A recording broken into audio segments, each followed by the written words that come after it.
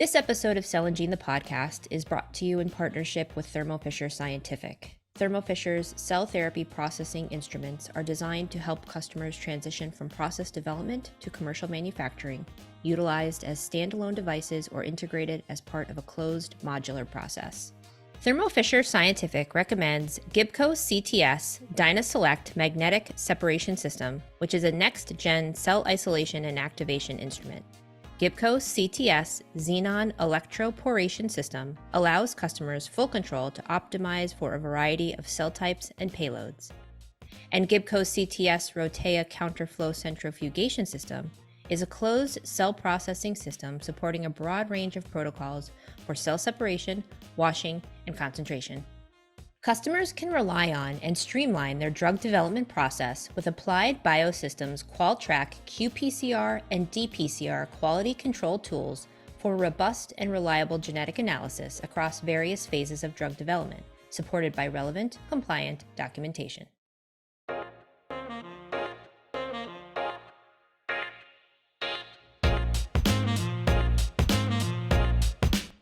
Hello, listeners, and welcome to this episode of Cell and Gene the podcast. I'm your host, Erin Harris, and my guest for this episode is Shape Therapeutics co-founder, president, and CEO, Dr. Francois Vigneault. Francois, thank you for your time, and let's jump right in. So, Francois, briefly talk us through Shape Therapeutics and the company's mission. Yeah, thanks for having us. The aspiration why we started Shape a couple of years ago was really looking forward into the next couple of decades. What would be the technology that would probably impact patients' life the most? And to us, the two key things that became obvious was AI, application of AI and large data set. And now it's hot, so I feel I'm chasing, the buzz of now. But 5 years ago, we were telling that story. And it's using AI at a scale that people haven't done in life science at the time. And the other technology was RNA. And now people know of RNA because of COVID. But the idea that, RNA is a 4-letter code, would make it very amenable to computer science. And merging these two fields together, we call that programmable RNA medicine. And the dream is to be able to design, therapeutic cure for patient with disease with unmet need using RNA-based technology, but do so using the power of AI to shortcut, development of R&D and reduce costs and build drugs that could work for a single patient that has its own unique disease in the world, or for disease that 50 million people have, and find a way to make this cost efficient for society. Good. Okay. And I'm really glad you brought up AI. We're going to get to that in just a little bit. But before we do, I want to talk a little bit about, so you mentioned, Shape Therapeutics develops RNA technologies, and you're shaping the future of gene therapy. Perfect. What exactly is in development? Yeah, so the first, let me explain what kind of RNA-based technology we're building. People are familiar with COVID. You give a messenger RNA that codes for the spike protein. You give that using LNP to a vaccine and mix the protein. So what we do at Shape is quite different. What we found was there's a set of protein in you that is able to edit your RNA. There's a protein called ADAR that exists in all of your cells that edits your RNA at hundreds of thousands of locations. So in your genome, you have about 20,000 genes. They code for messenger RNA. Those messenger RNA then brings the instruction to make a protein, and protein is the function. So when you have a disease, there's 3 paths to try to treat the disease. Either you fix the source code at the DNA level, either you make an antibody or small molecule that historically tackles the protein side. So we're operating in between the two. We're trying to find a way, can we just do a software update on your RNA as opposed to change your source code or give you a medication that you have to constantly take forever? Could you, basically the software patch the RNA? So this protein ADAR is editing your RNA as we speak in hundreds of thousands of locations in all of your cells, specifically strong in the brain. So what we did is we decided to study how this ADAR protein is recruited to the natural site where it's doing its job. But instead, if we could provide a slightly different RNA instruction, could we hijack this ADAR protein and bring it to a chosen location to make and it did, and correct a genetic disorder. And I'll give you an example. For example, in Parkinson's disorder, there's a mutation that some patients have that's on the gene LRRK2. And these patients that have this mutation have a very severe onset of Parkinson's disorder. So the idea is if I can provide a small RNA to the neurons of this patient, I can bring that ADAR protein at that location and fix the mutation that they have there to return them to a normal, sequence, and therefore prevent or stop the progression of Parkinson's disorder. So that's one disease that we're actively working on.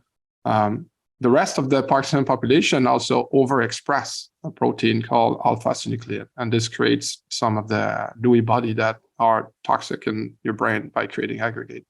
So in this case, they don't have a mutation in the gene alpha-synuclein.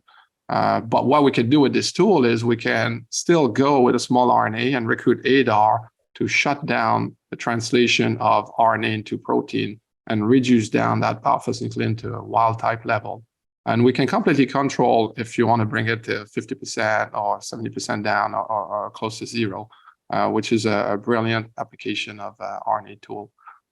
So in contrast, so we're operating in the editing space. So people have heard of CRISPR or base editing and tools like that. These tools are meant to edit DNA, where we're tackling editing at the RNA level, and we think there's many, many benefits to do that as opposed to DNA editing. So we're in Alzheimer, we're in Parkinson's, we're in a disease called Rett syndrome, we're in some muscle disorder, we are in liver disorder as well, but we're definitely heavily focused on CNS. CNS seems to be a sweet spot where there's a ton of disease that have no treatment, yet the ADAR function is very strong in the brain. So we're able to capitalize on that and try to build the right treatment for these class of diseases. Good. Okay, thank you. I want to talk about artificial intelligence broadly and in general as it applies to cell and gene therapy in the sector at large. So AI is a major topic in the space. What, from your perspective, what is the potential of AI? Yeah, that's a big question. It's a short question, but it's a big one. Ultimately, I think now we're seeing quite a shift in the application of AI in recent months. Some people are crying doomsday that AI will take over, but you could also look at AI as what if you could use AI to build drugs very efficiently. Right? And I'll give you an example where I think where this is going. I believe that probably in the next decade, you'll be able to pretty much develop any drugs using just AI and have your winning candidate ready to move forward in the clinic. And that's going to be across small molecule, antibody, and RNA-based technology as well. And we're already doing that at Shape to some degree. So what we did initially is build massive training sets. For your AI to work, you need to give it data. And if your data is junk, you won't get anything good out of it. So we ended up designing millions of these guide RNA.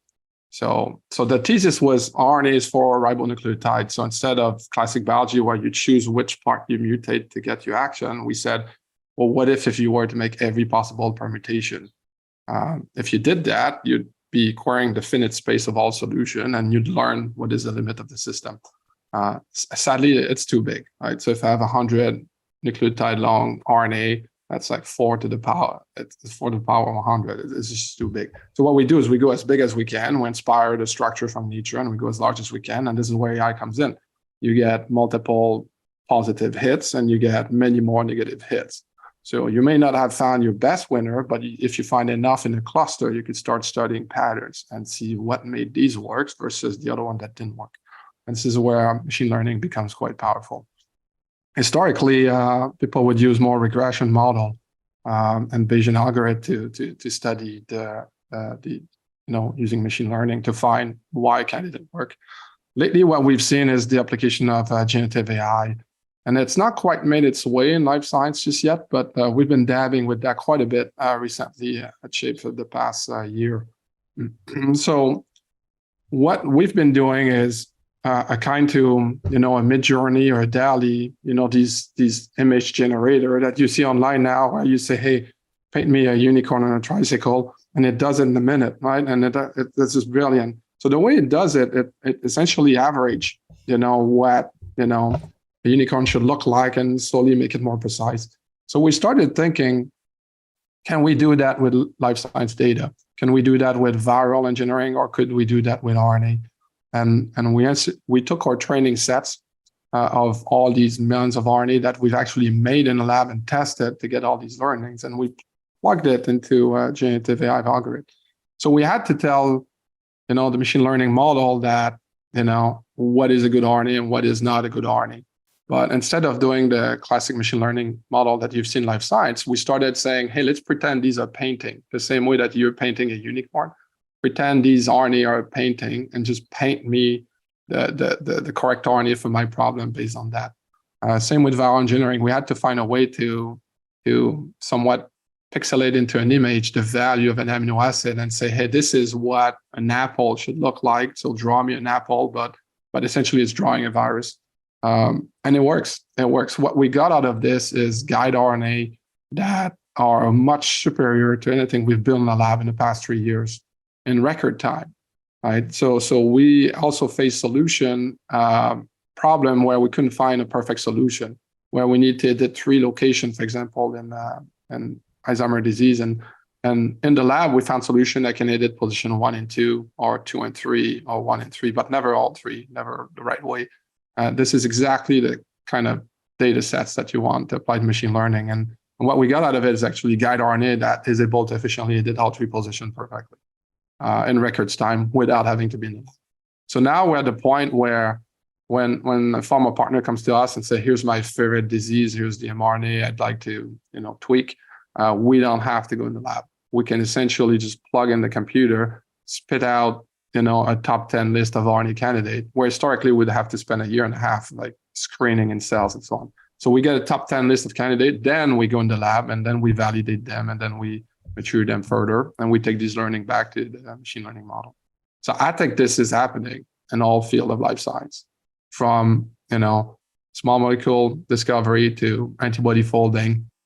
If we look at the work at AlphaFold, it's quite exciting work there, and to what we're doing at Shape and on the RNA front. But we are definitely pushing the boundary of AI and RNA. We're applying ChatGPT-like process to life science data, and it works. It works really, really, really well. Yeah, that's actually exactly where I wanted to go, and I'm glad you said this is what we're doing at Shape, because that's what I wanted to ask you next. Okay, so how then is Shape Therapeutics leveraging AI with the goal of developing these technologies? Where are you guys at? Well, we like a hard problem. So, I think most investors would say, don't be an Alzheimer. You're going to break your face. Everybody fails there. But historically, I like to work on the hardest thing, because if you solve that one, then everything gets easier from there. And life's short, so may as well do something, useful, so you can sleep well at night. And if you fail, it was worth trying. I think tackling CNS disorder out of the gate is quite challenging. Going in Alzheimer's and Parkinson's is, these diseases are poorly defined, the cause is poorly defined, but there's enough hint that there's a path to take there. And I'll tell you the story of Alzheimer's, because it's a compelling one. There's antibodies that have been approved now on the market. So Alzheimer's, I should be careful my words. It's not necessarily a proven cause, but there's a gene called APP that's expressed in all of your cells. And APP has a normal function that you must have to be alive. The problem that we see in Alzheimer's patients is there's an enzyme called beta secretase that cuts APP, and these fragments aggregates and become toxic to your neurons. All the antibody, all the small molecule, everything that's ever been developed in the 150 clinical trials that's ever happened in Alzheimer's have almost pretty much failed. And the reason is very simple. As soon as they start seeing efficacy, even in the antibody that are approved on the market that are quite controversial, you're starting to flirt with toxicity, because you cannot get rid of APP or beta secretase or their pathway. So our thesis was, is there a way to prevent aggregate formation without suffering any of the toxic consequence of getting rid of one of these natural enzymes? So we turned out to population genetics for that. So in Iceland, people have a normal variation called SNPs.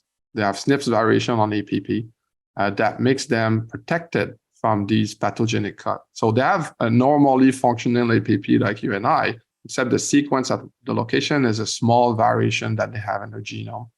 Doesn't impact APP, but what it did is it completely prevent these enzymes from cutting at that location and creating these pathogenic aggregate that seem to be destroying your brain.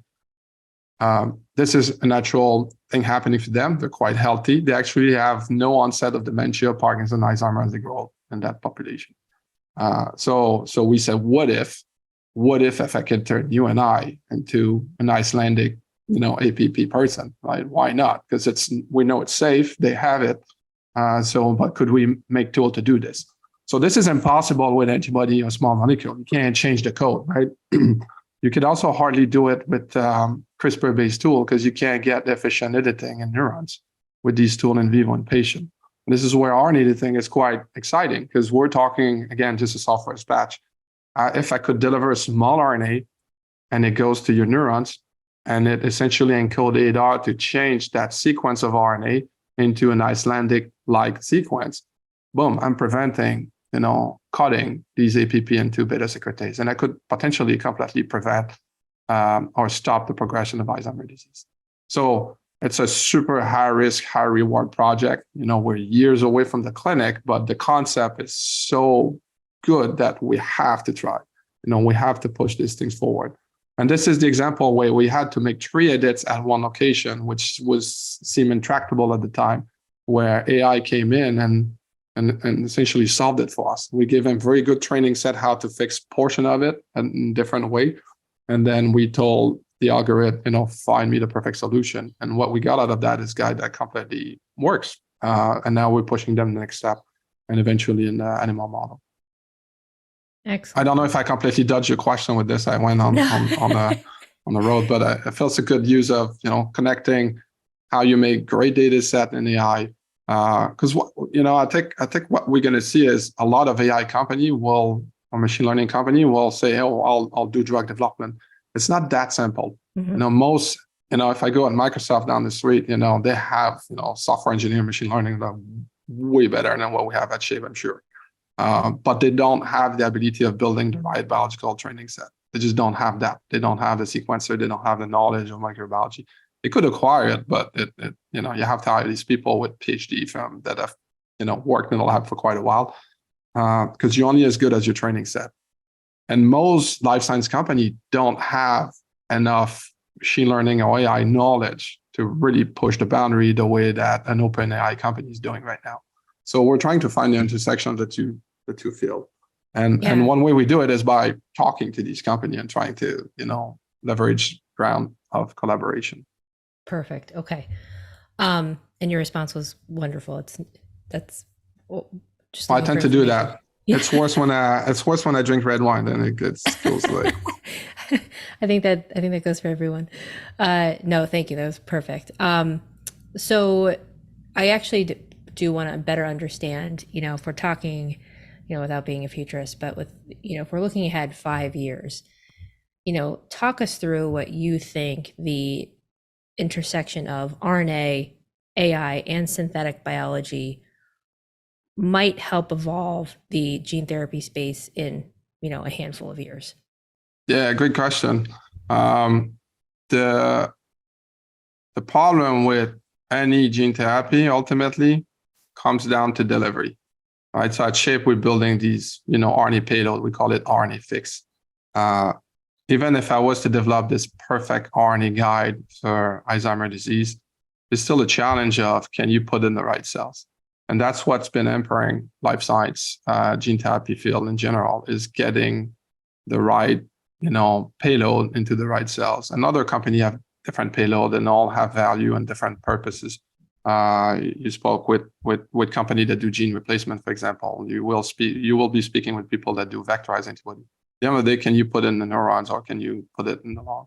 So the tool that's quite popular is using AAVs, adeno-associated virus. They're a naturally occurring virus that don't have a lot of symptoms in human. So and they're fairly immunogenic. They can stick around long enough to deliver their payload before the immune system, takes care of them. So that's the tool that's been used in gene therapy for the past, 20 years to try to deliver these payload to the brain or the heart or muscle. Sarepta just got approved their gene therapy in Duchenne muscular dystrophy, so that's fantastic for the patient. So they need to deliver their payload, which is microdystrophin that expresses this protein in muscle, heart, and diaphragm. The challenge is AV go 99% to your liver and only 1% elsewhere, less than 1% elsewhere. So what the industry has done to compensate for that is give a higher dose. Right? But when you get a higher dose, then you saturate the liver. And if you saturate the liver, it gets to a point it's toxic. And patients have died from that historically. So we're back to, your treatment of efficacy is flirting with toxicity. So where the industry is going with that one is, if you could evolve these viruses, if you could engineer them to now be specific to a tissue type with higher efficiency and detune for liver, that would increase your likelihood of having a successful drug. And this actually fits at the junction of, AI, RNA, and synthetic biology. So in our case, back to the Alzheimer's story, I need to deliver these RNA to the neurons of patient. The path that people have taken is, intrathecal, so, spinal tap, if you will, to deliver the EV, or intracranial, to drill on your skull and inject the EV. But even if you do that, the EV kind of leaked out of the brain, very inefficient. And, I wouldn't want to sign up to get my skull drilled for a treatment that's highly risky. So what we've been doing is, what if we can mutate these AV in a way where you could give a sample IV injection in your arm, and it would cross your blood-brain barrier and transduce neuron with high efficiency, yet not go in the liver or other tissue. That would be the tool that we need to deliver these RNA and potentially deliver other payloads from other companies. So the way we did this is we studied how these viruses are preferentially binding liver, and we changed the amino acid code the same way we've been doing with RNA. We just brute force our way into making every possible permutation of every amino acid at these locations. What we're trying to do is create random motifs that now recognize neuron instead of liver, instead of hepatocytes in the liver. And there's other company working on this that are seeing great success. From there, the application becomes one of synthetic biology as well, where once you have a potential candidate AAV like we have, you could start stacking more tool to it. You could start saying, okay, I want my payload to be expressed more. I want these AAV to be less immunogenic. I want them to have a longer half-life in the blood. So you start playing with all the tool of synthetic biology and RNA-based biology to try to really tweak these assets. So that's one application that we're actively pursuing at Shape.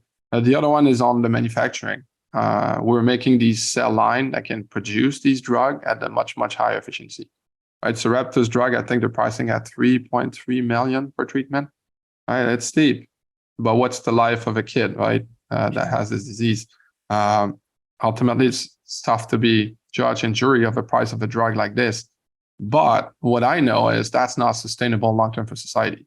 Right, I'm trying to cure Alzheimer. There's 5 million patients in the U.S. with Alzheimer. If I charge $1 million per patient, I'm going to bankrupt the economy quicker than COVID. So that's not going to work, right? And maybe I have a Canadian bias towards free healthcare, but I believe that if you change the tool, how we make the drug and how we discover the drug, those $3 million treatment, in a few years, or $300,000 treatment, and a few years later, $30,000, and so on.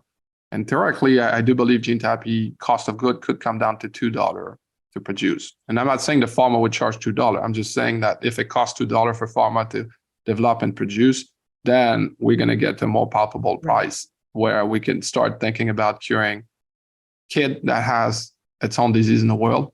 Because right now, no pharma are chasing N of 1. That's too costly. It's not worth the R&D effort, right? There's no return. And pharma cannot chase large disease like Alzheimer at scale. It's just not sustainable. So changing how you build the tool to manufacture, how you do the tool for discovery, impacts cost of drug long-term. And that happens by doing a lot of AI to shortcut R&D cycle. And it happens by doing synthetic biology so that you change how drugs are made in a much more efficient, cost-affordable way.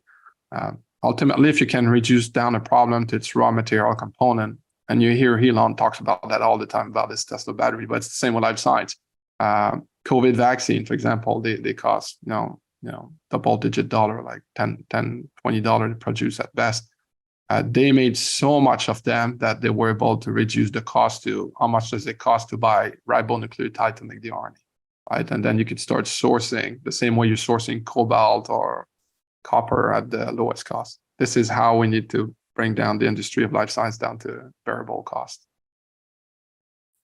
Wonderful. Okay, thank you. That was really, really helpful, really insightful response.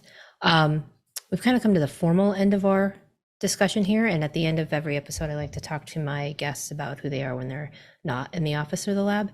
And so my question for you is, any good books you have read recently that you would like to recommend to our audience?